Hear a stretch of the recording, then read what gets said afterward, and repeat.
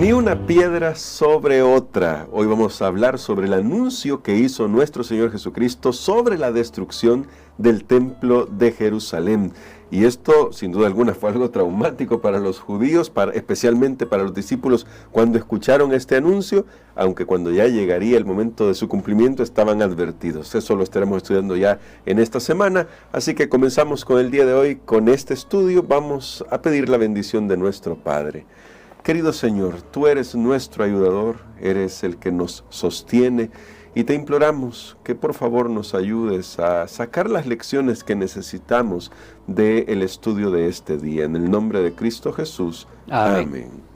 Para este día, pastor, ya llegamos al capítulo 13 de Marcos, y de hecho el anuncio que hace Jesús sobre la destrucción del templo abarca varios pasajes.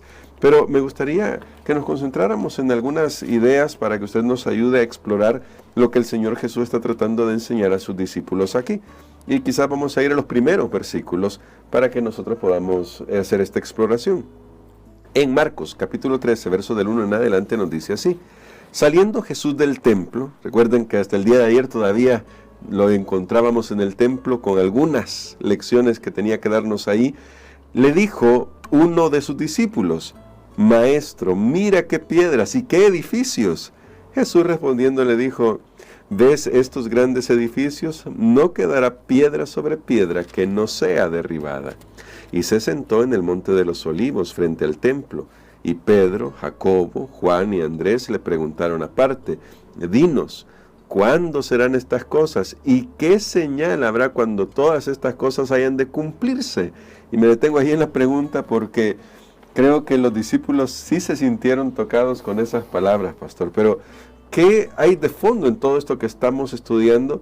Porque sin duda alguna el templo era un símbolo de orgullo nacional, y que ahora Jesús diga esto ha sacudido y la cosmovisión de los discípulos, que hasta ese momento todavía están esperando que Jesús llegue el momento en que se proclame rey.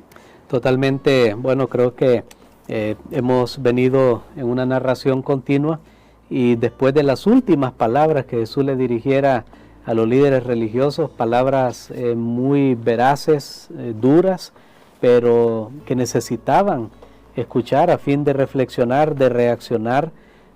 Ahora Jesús sale del templo. Era la última vez que él iba a estar en ese lugar. Jesús sale del templo. Y recuerden ustedes que lo que estudiamos ayer era lo de la viuda, sí. Las palabras que Jesús dijo. Es admirable cómo los discípulos nuevamente pasan por alto, en vez de comentar, de reflexionar en lo que Jesús les había dicho. Ellos no reaccionan a eso, pero cuando ya están abandonando el templo, ellos se concentran en la estructura. Según los historiadores, bueno, se ha tratado de describir cómo era ese lugar. Hay historiadores desde esa época que han hablado de cuántas columnas, cómo eran, sí. Esas columnas hermosas. Algunos, bueno, partes del templo estaban adornados con placas de oro. Era un espectáculo. La verdad es que era una cosa maravillosa para la vista y para cualquier persona. El templo, en un sentido, pues era el lugar de la presencia de Dios, pero ¿sabe qué llama la atención? No lo dije el día de ayer, pero ahora estoy recordando que sí tenía esto en mente, y es que muchas veces entre más simbolismo ponemos a un servicio religioso, puede ser que menos nos acerque a Dios, y entre más sencillo es, puede ser que más nos acerque a Dios. Finalmente Santiago dice: la religión pura y sin mácula es esta, y él da en el blanco de un solo. Mire, tiene que ver con ayudar a tu prójimo. Usted puede consultar el libro de Santiago, pero no había en un sentido pues nada de malo. Jesús nunca condenó, claro, que tenían todo eso, pero el problema es que eso llegó a ser un fin en sí mismo, y el orgullo estaba en el templo, no en la vida que debía ser un reflejo de la voluntad de Dios, de la ley de Dios. Así que ellos ven eso y le dicen a Jesús que observe. Claro que Jesús lo ha visto, por supuesto, pero Jesús les dice: no quedará piedra sobre piedra que no sea derribada. Jesús ve con una visión profética, ve más allá, hasta el día que toda esa estructura iba finalmente a desaparecer, porque Dios no está buscando, lo dijo Pablo cuando fue al Areópago griego, Él no habita en templos hechos de manos humanas. No es que no tiene que haber, porque había, pero al final una estructura no puede reemplazar una vida que debe ser conformada a la voluntad de Dios. Amén.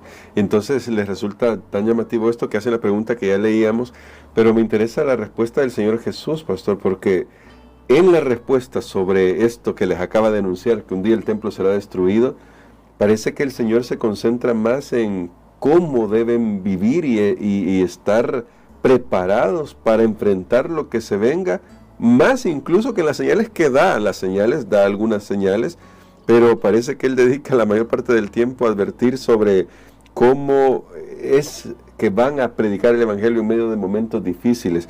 ¿Por qué esta respuesta es tan importante? Para ellos, en ese momento que todavía está en el futuro la destrucción del Templo de Jerusalén, y para nosotros que estamos viviendo los últimos días antes de que Jesús venga por segunda vez. Bueno, realmente me llama la atención que todos los comentadores ven que esta sección de la respuesta de Jesús del versículo 5 en adelante es una de las más difíciles en Marcos, porque uno no sabe precisamente lo que usted dice. ¿Está respondiendo a la destrucción, acerca de la destrucción del templo, o está hablando de su segunda venida? Afortunadamente tenemos los relatos paralelos tanto en Lucas como en Mateo, y más especialmente en Mateo registra de forma más completa que Jesús está respondiendo doble, porque así fueron las preguntas que él recibió. No solo acerca de la destrucción del templo, sino acerca del fin del mundo, porque los discípulos dijeron: si el templo desaparece, aquí se acabó todo, eso tiene que ser ya el fin del mundo, o sea, esto es lo último que podría pasar. Sí. Y Jesús entonces responde para adecuarse a esas dos preguntas que se le habían formulado. Pero aquí Jesús da respuestas que tienen que ver con ciertas señales, tiene que ver ciertas señales de condiciones que hay en el mundo. Da respuesta también en su respuesta él habla acerca de la predicación del Evangelio, sí, y de la persecución que iban a sufrir sus discípulos. Y la otra respuesta, más o menos podemos ver unas 3 secciones hasta lo que vamos a estudiar hoy y mañana, tiene que ver con la abominación desoladora. Parecería que ahí es donde Jesús comienza a responder, pero eso lo vamos a estudiar hasta mañana, claro. El versículo 14 comienza a responder lo que tiene que ver con la destrucción del templo. Pero noten, aún las señales que dio Jesús de guerras, se levantará nación contra nación, de alborotos, terremotos, todas esas cosas, dice el versículo 8, al final, eso es principios de dolores. O sea, cuando vemos esas señales, no tenemos que pensar, bueno, ya mañana viene Cristo, porque hoy hubo un gran terremoto. Quiero que entendamos lo que estoy diciendo. Son señales que no son señales en sí del final de todo. Son señales que nos muestran, como cuando Noé salió del arca y hubo un arcoíris. Esas señales recordaba la promesa y la fidelidad de Dios. Estas señales que han habido a lo largo de los siglos, de terremotos, de hambre, de guerras, etcétera, estas señales nos recuerdan la maldad del ser humano, pero nos recuerda que van a tener fin, porque Jesús dijo que Él viene. Entonces, cada vez que suceden estas cosas, tenemos que recordar que Él viene, no cuándo, pero sí que Él viene.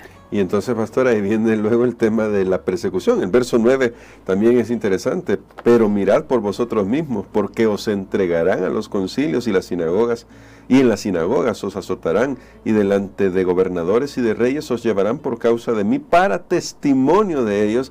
Enfatizo eso porque esta es una frase importante, justamente por lo que dice el verso 10. Y es necesario que el evangelio sea predicado antes a todas las naciones. Pastor, en parte de estas señales involucra tanto para ellos en ese tiempo como para nosotros ahora, la proclamación de las verdades y bondades de Jesús. Totalmente, creo que Jesús habla también acerca de el ambiente que los discípulos les iba a tocar predicar. Hay guerras, hay terremotos, hay hambres, hay esto, pero también hay una persecución religiosa. Esto era un aliciente, recordemos el público de Marcos, ¿verdad? Sí. Que al principio lo enfatizamos un poco más. Esto era realmente esperanzador para los cristianos que justo antes de la destrucción de Jerusalén y que vieron incrementarse la persecución contra el cristianismo. Recordemos todo lo que había pasado de Nerón cuando acusó a los cristianos del incendio de Roma.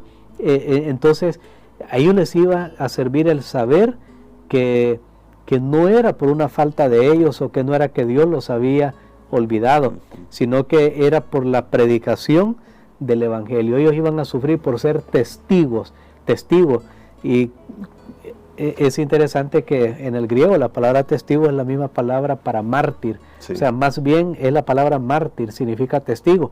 Y que luego a los que murieron por su fe se les llamó testigos, pero usando el término griego mártir, entonces ahí tenemos que un mártir llegó a ser conocido como alguien que era testigo por dar su vida para Cristo.